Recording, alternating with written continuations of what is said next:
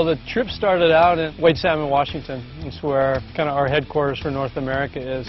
And, you know, I brought kite gear. We had some windsurfing stuff, but the main trip was stand-up. I had Mickey Schweiger and Dave Kalama, and we just wanted to go and see what kind of cold water waves we could find mostly. And we took our 40-foot motorhome board box. It's basically a toy hauler, so we can put, you know, 12-footers in the back, windsurfing gear, kite gear, whatever. And we head for the coast, and the idea was just head straight out to the Washington State coast and then turn right and see what we could find. And we went all the way up to Canada and across to Tofino, which is in the middle of Vancouver Island. So basically in a week we drove 2,600 miles.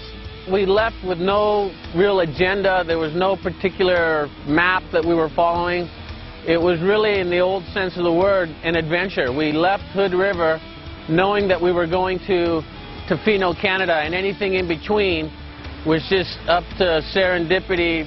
And we just kind of went with the flow, and we stumbled into surf spots, and we met cool people that pointed us in the right direction. So I would highly recommend that kind of a surf trip for everybody at some point in your surf career. And it wasn't like a particular trip for windsurfing or stand-up or kiting, but we would just do whatever the conditions gave us. You know, we would paddle around in flat water, we would paddle around on lakes, rivers, or in surf if we found it. It's pretty awesome. There's good waves up there, a lot of good paddling. And it was interesting having 4 guys in the motorhome, but it was cool. We stayed out of each other's hair.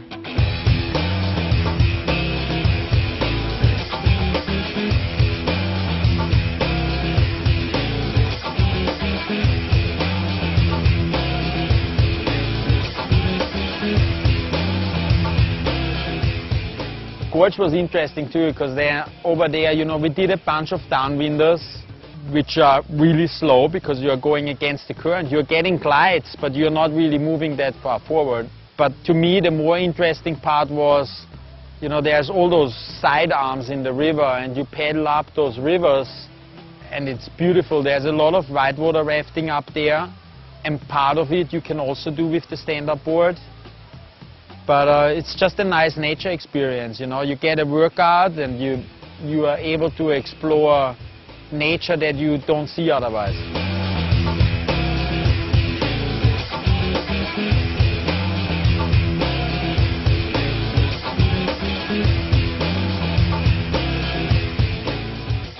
The cool thing about the Washington coast is there's so few people up there. I mean, it goes forever and ever and ever. We're looking at our GPS and our maps and going, okay, well, let's just check that spot out.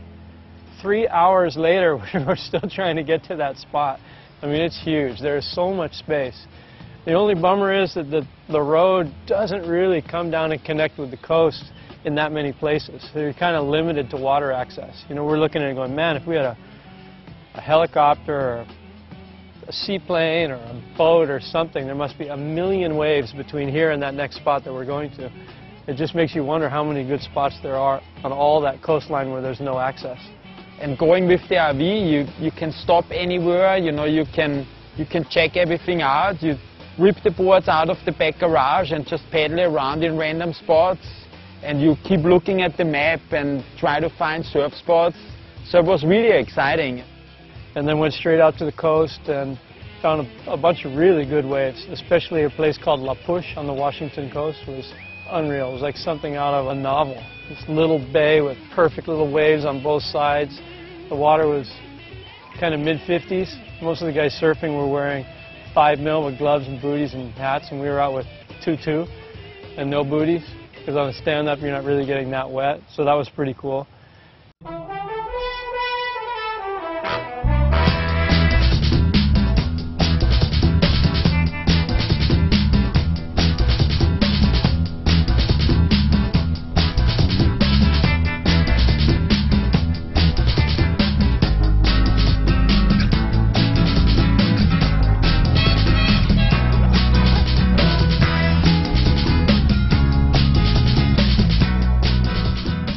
Well, once we got to Tofino, Canada, which is the full-on surf town on Vancouver Island, Canada, there was supposed to be a real good swell coming. It didn't really come. We got like head high, and then some really good fun point left break that was you know, anywhere from waist high to chest high.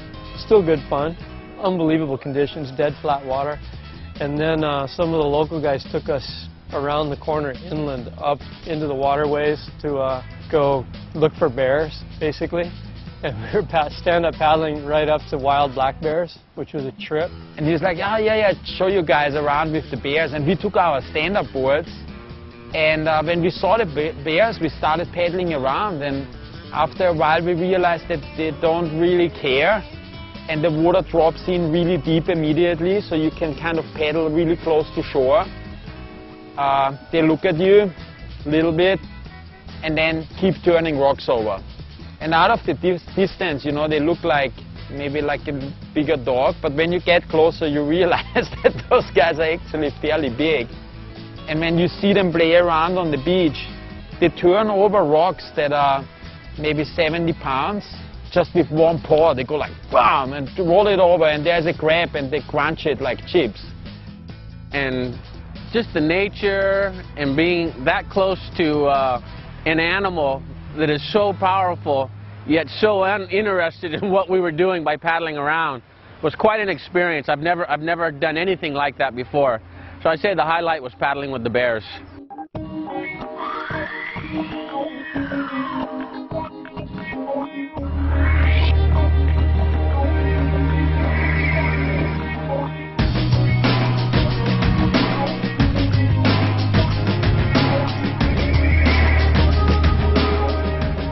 Traveling with Robbie is a lot of fun. It's kind of like traveling with your uncle.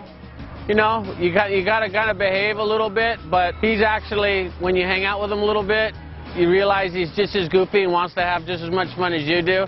So it's actually a lot of fun traveling with him and getting on the water. He's a great waterman, great surfer. So it was fun. We pushed each other, we explored. Traveling with Robbie, he's an amazing driver, you know, like all credit to that, because driving that huge RV is a mission.